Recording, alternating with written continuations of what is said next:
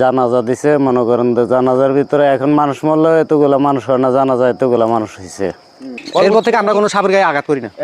এখন আর ওনারা এই টিলার সাপের গায়ে আঘাত করে না। এটা তো সাপ না, এটা উনি রক্ষিতা। কি ছিল এটা যায় না, কিন্তু ওনারা কি করছে, লড়াই দিচ্ছে, ও দৌড়াই নিচে নামছে, ও সাপে আমার লড়াইতেছে।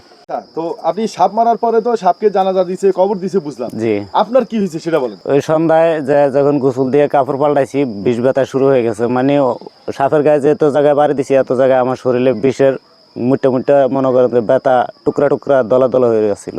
তো রাত্রে 12টার দিকে আয়া উঠছি, এনে জ্বর উঠে গেছে, দরবারে উঠছি, উঠে সেজদায় হয়ে রয়েছি।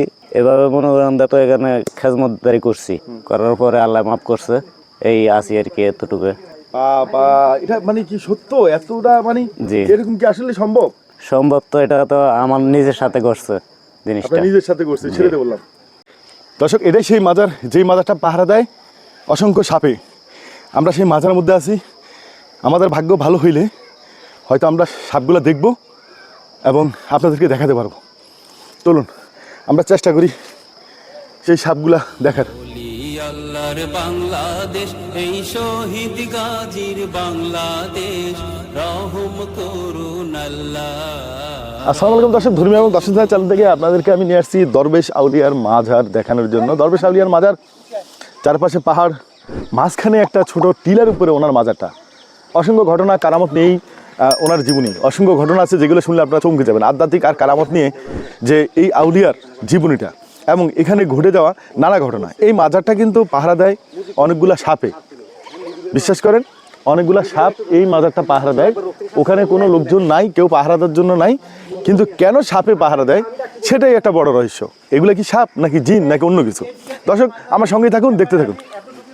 আসসালামু আলাইকুম ভাইজান, আপনি তো এই এলাকার সাধারণ মানুষ, একদম সাধারণ মানুষ, মাশাআল্লাহ।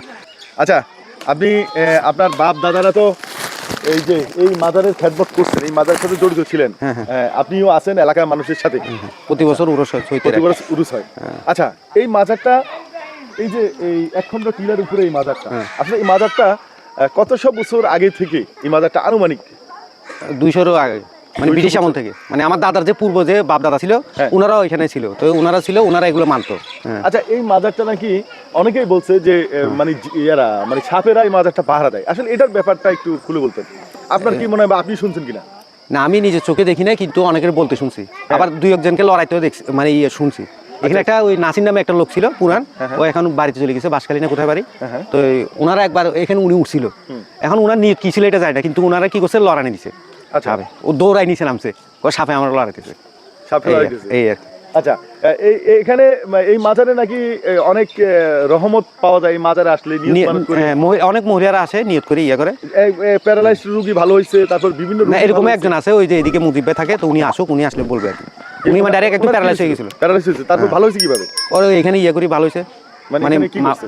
এখানে উনি বাতি জ্বালাইছে, মাপসাপ চাইছে। এখানে একটা সাপ মারছিল উনি, আচ্ছা, ভুলবশত। আচ্ছা, তো ভুলবশত মেরে ফেলছে, এরপর থেকে পঙ্গুর মতো প্যারালাইজ হয়ে গেছিল অনেকদিন। তো এর লাস্টে আবার ভালো হয়েছে। ওনার থেকে জিজ্ঞেস করলে এটা ভালো বলতে হবে। চমৎকার। এই জন্য আমি এই এলাকার স্থানীয় এক বড় ভাই, মুজিব ভাই নাম, উনি এই টিলার উপরে মাজারের পাহারাদার একটা সাপ মেরে ফেলছিল। মেরে ফেলার পরে উনি প্যারালাইজ হয়ে গেছে। প্যারালাইজ হওয়ার পরে এরপর থেকে আমরা কোনো সাপের গায়ে আঘাত করি না। এখন আর ওনারা এই টিলার সাপের গায়ে আঘাত করে না এবং এই টিলায় যে সাপগুলো আছে এখন আর কেউ মারে না। আর মুজিব ভাই এখন ভালো হয়েছে, এখানে মোমবাতি আগের বাতি জ্বালাইতো, এখানে মাপ চাইছে, বিভিন্ন অনেকদিনই ইয়ে ছিল আসলে করার পরে উনি এখন সুস্থ সবাই স্বাভাবিক জীবন ফিরে আসছে। আচ্ছা, এখান থেকে কিছু নিয়ামত পাইছেন? না, আমি ওটাই পাইছি। আমি ওনার নামে প্রতিদিন এখানে তো জ্বালাই, লাইটও জ্বলে, আবার মোমবাতিও জ্বলে। আমি বাসায় নিজে ওনার নামের উপরে একটা বাতি জ্বালাই প্রতিদিন, আগরবাতি মোমবাতি জ্বালাই। যেটার কারণে দেখা যায় যে অভাব জিনিসটা আমি দেখি না। এই 6-7 বছর আমি এখানে থাকি, কিন্তু কোনো অভাব আসে না। আপনার মানে কর্ম যেমন হোক একটা জোগাড় হয়ে যায়, একদিক থেকে টাকা পয়সা আসে। এই রহমতটা আমি পেয়েছি। আবার একটা পাইছি কোনটা, একবার আমার উপর বিপদ আসছিল এখানে, মানে ওই গুন্ডা ফান্ডা ইয়ে করছিল। দেখলাম মুহূর্তের ভিতর, মানে 1 মিনিটও পার হয় না, আমি সিজদায় পড়ে ইয়া মানে একটু বলছি আর কি, দেখি যে কি সাহায্য পাইছি এর থেকে। মানে আমি কি ভক্ত। আচ্ছা, আমরা কি মাজারে একটু উঠবো? হ্যাঁ, উঠতে পারেন, সমস্যা। চলেন আমরা একটু মাজারে দিয়ে যাই। দর্শক, আমরা উপরে যাচ্ছি মাজারে। ওই দিক দিয়ে সিঁড়ি ভাঙা, তাই এই পাশ দিয়ে আমরা আছি। এগুলো আবার কাজ ধরে আবার ইয়ে করতে হবে। আল্লাহ, খাদেন নাই তো, এই জন্য ধরেন ঝাড়ু দেওয়া হয় নাই, এমনি ওই সব কিছু চলে। আসসালামু আলাইকুম পীর আউলিয়া। আল্লাহ, এই সেই মাজার। দর্শক আপনাদেরকে আমি বলছিলাম চারিপাশে পাহাড়, আর থাকলে একটু ভালো করে বলতে পারছো, আবার পরিষ্কার করে রাখতো। আর পাহাড়ের মধ্যে একটু একটু টিলার উপরে মাজার। হ্যাঁ, আচ্ছা, এই জায়গাটা কিসের? এই জায়গাটা রওজা, আর ওটা ও আচ্ছা আচ্ছা, তাহলে এখানে ওনার আস্তানা, আস্তানা। দর্শক, আমাদের জীবনে এমন কিছু ঘটনা ঘটে যেগুলোর ব্যাখ্যা আসলে দেওয়া সম্ভব নয়। এই মাজারটা অনেক গরম, মানে কি এলাকার মানুষ এই মাজার থেকে অনেক ফল পাইছে, আবার এই মাজারের সাথে বেয়াদবি করে অনেক সমস্যার সম্মুখীন হয়েছে। দর্শক, এই সেই মাজারটাকে আমি আরেকটা বার দেখাই। সংস্কারের কাজ করতে হবে। আসসালামু আলাইকুম মজিব ভাই, আপনার সাথে ফ্রেন্ডশিপ করি। আমরা যেই মাজারের সামনে দাঁড়িয়ে আছি, এই মাজারের সাথে আপনার একটা ঘটনা ঘটছে। আপনি নাকি এই মাজারে একটা সাপ মেরে ফেলছেন, তারপর আপনি প্যারালাইজড হয়েছেন। আচ্ছা, এই ঘটনাটা একটু আমার দর্শকদেরকে একটু বলবেন, সত্য এই ঘটনাটা। আচ্ছা, এটা হয়েছে যে আপনার এখানে সাপ রূপে আসিল উনি, মারার পরে দিনে 10টা বাজে মারছি। মারার পরে এখানে যে মালিক আসিল, মালিক আসছে, আয়সা দেখছে, ওনার আব্বু আর কি। তো আসার পরে দেখে গালাগালি করছে, জানাজা দিছে। মনে করেন তো জানাজার ভিতরে এখন মানুষ মরলে এতগুলো মানুষ হয় না, জানাজা এতগুলো মানুষ হয়েছে। তাই? জি, মানে সাপকে জানাজা দিছে? জি, এই তো এখানে কবর আছে তো, ওই তাল গাছটার এখানে। হ্যাঁ, ওমা, আবার এই সাপকে এখানে কবর দিছে? জি, এটা তো সাপ না, এটা উনি রক্ষিতা, হ্যাঁ, দরবেশলী রক্ষিতা। সাপ রূপে পাইছি আর কি, হ্যাঁ, সাপ রূপে পাইছি। হ্যাঁ। ওই অভিযোগের কারণে মারছি আর কি। মারার পরে মনে করেন তো আমি এখনো অমাবস্য পুনি আসলে আপনার ভুগি ব্যথায়। আচ্ছা, তো সেই থেকে এই পর্যন্ত মনে করেন যে দরবার এটার মধ্যে যতটুক পারি খেজমত করি। আচ্ছা, এই ছিল আল্লাহ বাঁচায় রাখছি আর কি। দর্শক, উনি সাপটা মারার পরে সেই সাপকে জানাজা দিছে, জানাজার মধ্যে আবার হাজার হাজার মানুষ হয়েছে। জি, ওই সাপকে আবার এখানে কবর দিছে। কোথায় ভাই, দেখান তো একটু, কোথায়? এই তো এখানে। এই যেখানে? হ্যাঁ, এই জায়গাটা, এই জায়গাটার মধ্যে না? জি। ওরে আল্লাহ, আপনি কি বলেন? দেখান তো, আমাকে দেখান তো আবার। এই যে তাল।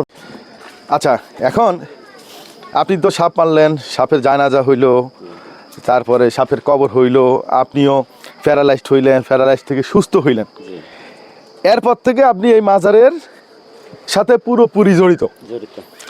আলহামদুলিল্লাহ। এখন আপনার কি অবস্থা, মানে এখন আপনি কেমন আছেন? দিনকাল আছে, অমাবস্যা পূর্ণিমা আসলে একটু ব্যথা হয়। মানে অমাবস্যা পূর্ণিমা হইলে এখনো সেই মানে সাপকে যে পিড়াইছেন, মানে সেই পিড়ানির ব্যথা আপনার গায়ে এখনো আছে? এখনো আছে। জুতা পরি যে আমবুজ জুইয়া না হয় আমবুরে মানে প্যারালাইজ হাতে আসছে, ডাইরেক্ট হাতে আসছে। মানে প্যারালাইজ এমন হয়েছেন যে আপনি হাতে হাঁটা লাগছে? কি বলেন? মানে এটা কতদিন ছিলেন এরকম? মাস 6 মাস। মার্চ 6 মাস। তারপর এখানে আইসা মাপ চাইছেন, ইয়া করছেন, তারপরে ভালো হয়েছেন। দর্শক, এগুলো গল্প নয়, এগুলো সত্য।